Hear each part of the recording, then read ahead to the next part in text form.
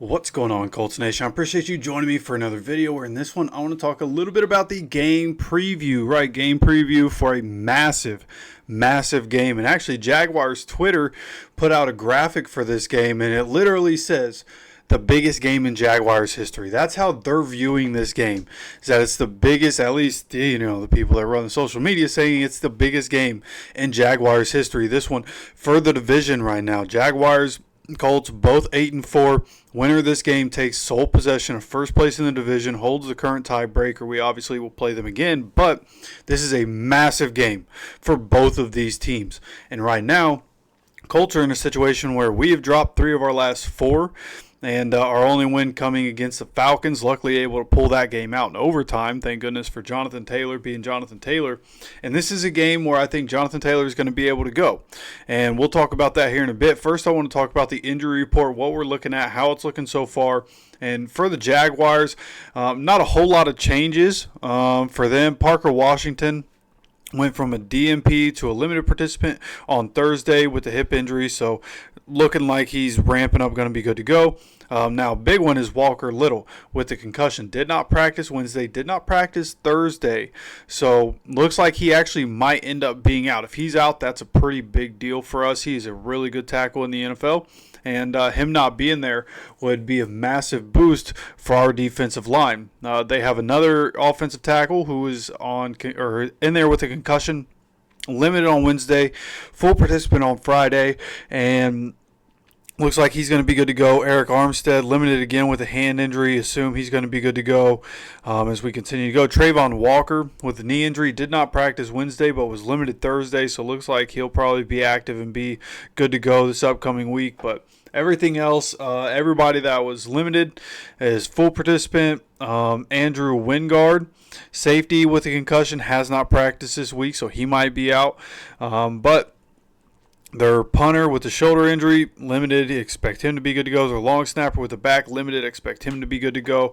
So not a whole lot going on there. Devin Lloyd, Foye Oluokun, 2 really good players, both full participants, so those guys probably going to be good to go. On the Colts side of things and looking at what we're doing, Jalen Carlisle, full practice once again. Again, I expect him to be activated.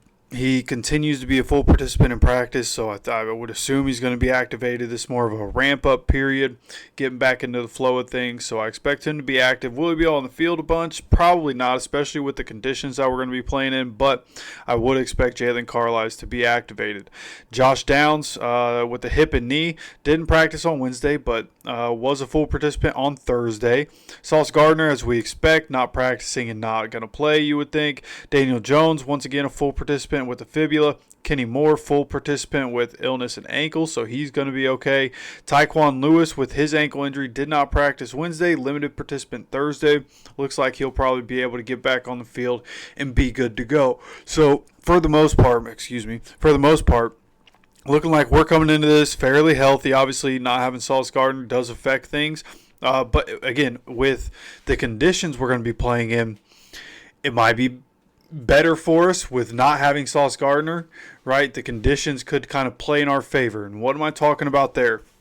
Well, apparently, and shout out, I can't remember who I saw it from, but there was somebody I saw say something about it on Twitter earlier about how there's a heavy chance of rain on Sunday in Jacksonville. So I looked it up, NFLweather.com, which over time, as I've learned, not always very accurate. But they said they have a 22% chance of rain. And then when I looked online at just the Jacksonville weather report, it's a 75% chance of rain. Now, it could be spotty showers. That's honestly how Florida works. I've lived here a long time. It'll, rain, and then it'll be sunshine, and then it'll rain, and then it'll be sunshine. So I'm not saying it's going to rain the whole game, but it could be rainy, could be a little windy. And if that's the case, then that plays right into the Colts' hands. What do we do well? We run the ball. In rainy conditions, Shane Steichen would be smart to run the ball. Now, I did look up stats, and the Jaguars teams seem to be passing more on them than running. The run defense seems to be pretty good. They give up an average of 3.9 yards per carry, I believe is what I saw, and under 1,000 yards on season. But they have just under 3,000 yards passing giving up on the season. So overall, it's Jacksonville. It's going to be a weird game for us, but this is one where for everything we continue to say, like, why is Jonathan Taylor not getting the ball 25 times a game, right? This is a game where he could touch the ball 25 or 30 times, right? Maybe 32, 34 times.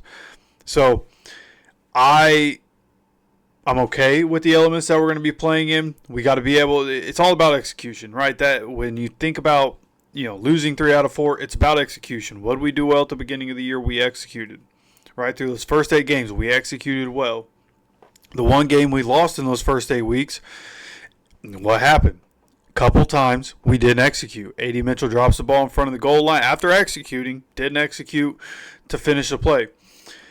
The holding call, didn't execute, right? We lose that game. It's all about execution, right? If the offense, which is very simplified, but if the offense can come out and do the easy things the right way, right? Run the ball, play smash mouth football, run the ball, and Daniel Jones just take what the defense is going to give him. That's what he was doing at the beginning of the year. Take what the defense gives you. If you have the opportunity to go down the field, go down the field, right? Which seems like as the year's going on, he's trying to go down the field more, and I don't blame him. He had success with it, so he got confident with it. But just continue to take what the defense gives you, and when it's time to go down the field, go down the field. Alec Pierce is going to have his chances, right? But and honestly, get Tyler Warren more involved. Tyler Warren, seems like teams are trying to take him away, and I feel like they've been doing a good job of that. But there have been different times where I think Daniel Jones is just, looking more down the field instead of looking at Tyler Warren. Get Tyler Warren the ball, please. 6, 7, 8 times. Please give Tyler Warren the ball. We need to get him involved. But this should be a Jonathan Taylor heavy game. But on the Jaguars side of things, like, they have a good running attack as well. Liam Cohen, it's kind of what he specializes in. They have a good rushing attack with a couple of good running backs, obviously led by Travis Etienne, but they also have a rookie. I believe his name is Brashawn Tootin, something of the sort. And he's good. He's been good this year. As most rookies, especially running backs, he's gotten better as the year goes on. He's not the lead back, but they have a good 1-2 punch there at the running back position. So we have things that we're going to need to stop. They have Brian Thomas, and they also have Jacoby Myers. They have Brenton Strange at tight end. Like, they have weapons on the offense that we're going to have to stop. But again, if Walker Little isn't playing, I think that helps us immensely, right? Does it help us in the run game? Probably in some ways it would help us in the run game.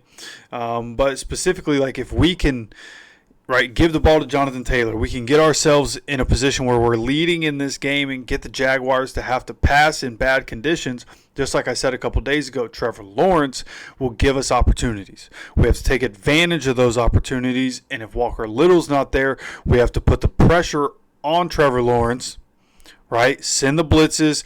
Edge rushers have to do their job, right? Get Latu home and get sacks. We have to put pressure on them, make them make bad decisions, right? You make quick decisions that end up being bad decisions.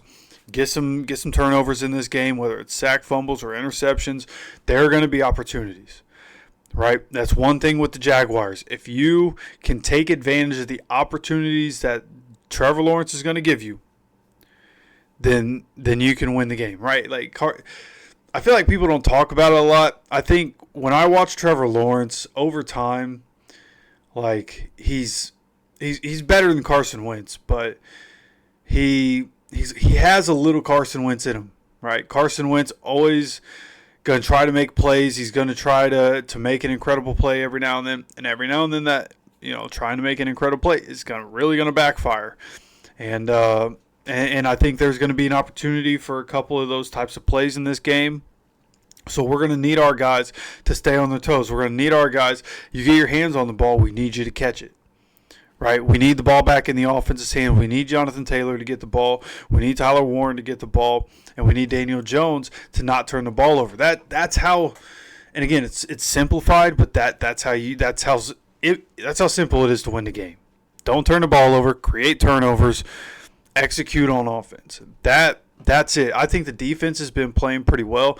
I thought Zaire, pretty much echoed exactly what I've been saying. Defense is playing well. They're just playing a lot, right? They got to be able to get off the field on third down. How do you do that?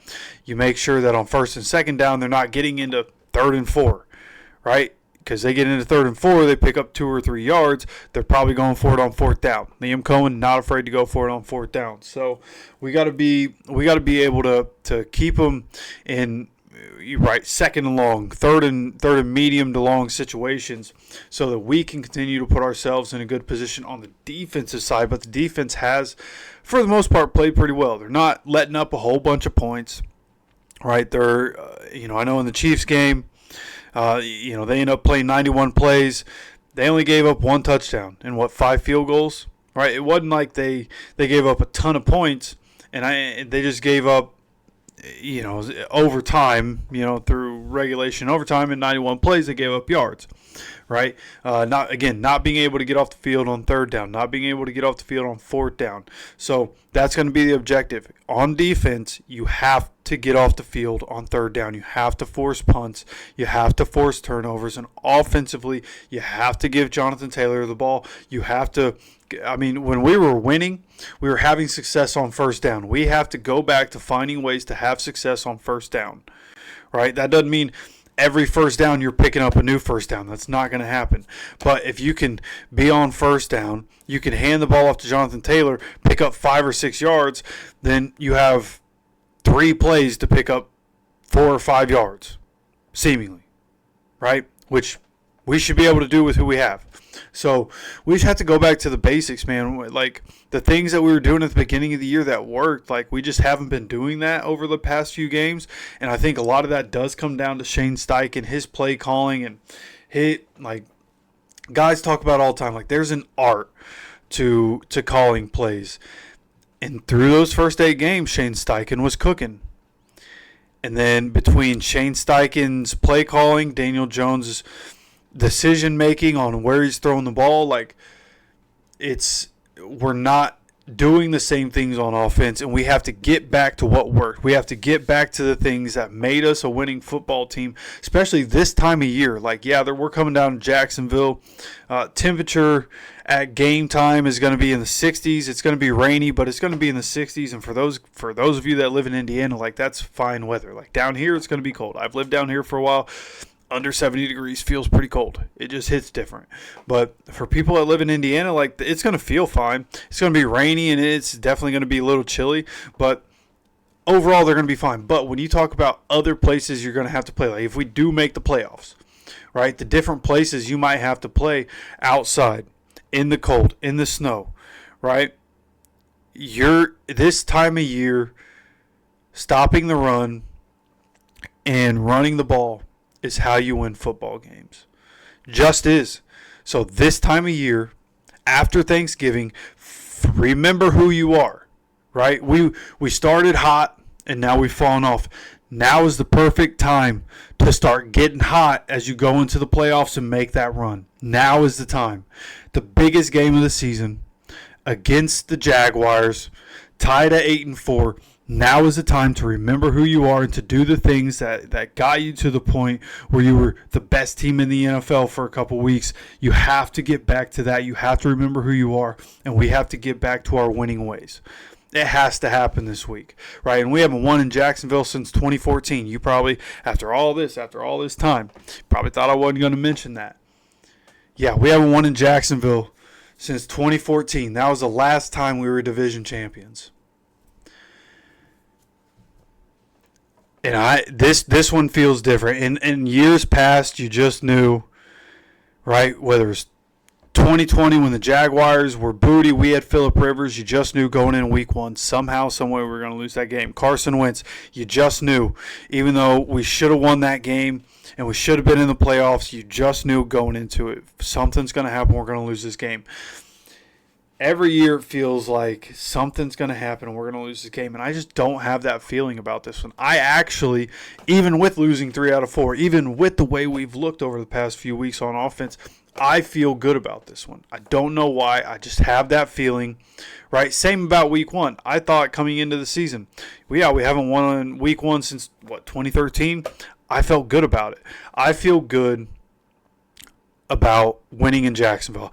When I predicted us to win in Pittsburgh, I didn't feel good about it. I was hopeful. I didn't feel good about it. I thought we should have won that game. We could have won that game. Obviously, 6 turnovers hurts, but I don't know. I just feel good about us winning in Jacksonville. I think we're going to be able to break the curse. I think we're going to be able to get it done. I think it's going to be a bit of a dogfight, but at the end of the day, I think we're going to be able to win this game 31-20. Final score will be 31-20. That's my prediction for this game. Colts come out on top, retake sole possession of the AFC South, and then the Jaguars are in a dogfight with the Texans. I don't know who the Texans play this week, but Jaguars are going to be trying to stay away from third place in the division because we are taking back sole possession of the division this week. That's my prediction. Of course, I want to hear what you guys think. What do you think the score of this game is going to be? How do you think this game is going to go? How do you think the Colts will perform in this one? You guys let me know your thoughts down in the comment section. Would love to hear from you guys as always. And of course, if you enjoy the content, make sure to hit the like button. The algorithm loves it. Hit the like button. Make sure you guys subscribed with notifications on so you continue to get notified anytime we drop any content on this channel. Of course, I appreciate you stopping by for another video. And as always, take care of yourself, take care of each other, and go Colts.